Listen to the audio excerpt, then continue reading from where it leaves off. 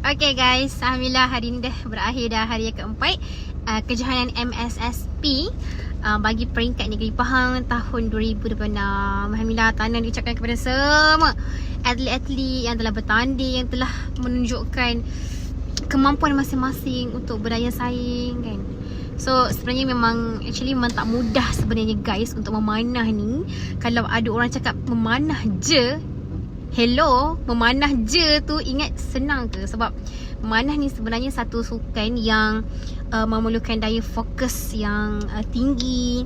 Lepas tu kita dia berkait juga dengan hati. So bila kita memanah tu, kita memang kena sentiasa jaga apa yang kita fikirkan, apa yang kita percaya. Sebab mindset kita tu akan memberi pengaruh lah, memberi kesan kepada apa yang kita akan dapat nanti dekat depan kan. So tahniah untuk semua.